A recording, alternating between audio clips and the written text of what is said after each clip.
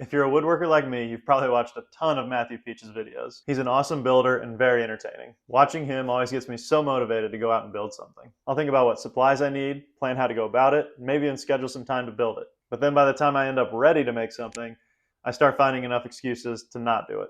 And then I end up building nothing at all. Then, like clockwork, Sunday rolls around, he releases another awesome video, and I watch again, getting super motivated, but end up not building anything. Well, this week, I'm going to break that cycle. I was determined to make whatever it was Matthew Peech was building that week and then attempt to sell it. Sunday morning came and I was ready. After church, I hustled home to see what video Matthew Peech had released this week. Which, if you haven't seen it, you should stop here and go watch his video first. But in this week's episode of Make Money with Woodworking, Matthew shows how to modify an old build that you've definitely seen, his squirrel picnic tables, and turn it into something new. With a couple small modifications, you can turn it into these Condiment picnic tables. I watched the video, made sure to drop a like, and then off to my shop I went.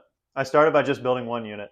It took a couple hours, but there were several mistakes I made along the way. After that session in the shop, I ended up with this guy. Not too shabby, but I wanted more. I decided to make 3 sets to sell. But then I went to the woodpile and I was shocked. I was out of pickets. Maybe I should have been prepared, but how was I supposed to know Matthew Peech was going to make something out of pickets this week? I went to Lowe's and picked up the materials I would need to move forward.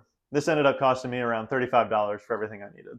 I then started building. The process took a little bit longer than I expected. When building 5 at the same time, I thought I could get them down to sub 1 hour each. This was probably possible, but not the way I did it. My problem was, the builds are similar enough that I could justify working on them together, but the dimensions were just off enough that I ended up making several mistakes along the way. And then even when I didn't make a mistake, it was causing me to double guess my measurements and slowing me down. So I ended up taking about an hour and a half per table. If I did it over again, I would first sand all the boards I was going to use down, then cut them into their 1 inch and 1 1/4 inch strips. Then I would move into making just the condiment table setups. And then after I completely finished those, I would move to make the paper towel holders. Keeping the workflow processes separate like this, I think would actually speed me up quite a bit. So eventually I got them all built and I switched over to marketing. My selling platform of choice is Facebook Marketplace. It can definitely be frustrating sometimes, but it'll get the job done eventually. First, I picked a target price. I wanted to test what I thought was the higher end of the market, so I set the initial value at $30. But then set the price for a set at $50. I made sure to stage the scene, took some good pictures, and then wrote a killer description. For pictures, I'm always looking for 3 types. The first is just a plain shot without a background. The second is a shot with dimensions on it so people can tell how big the object is. And the third is a shot of the object being used. I posted my listing at 7 p.m. on Monday and started to wait. 2 days later, I had just 6 views on the object and only 1 save. I had received 0 messages asking about purchasing one. I decided to rebrand a little bit. I dropped the price to $25, updated the description a little bit, and put it back out there. But I waited 4 more days and got no additional views.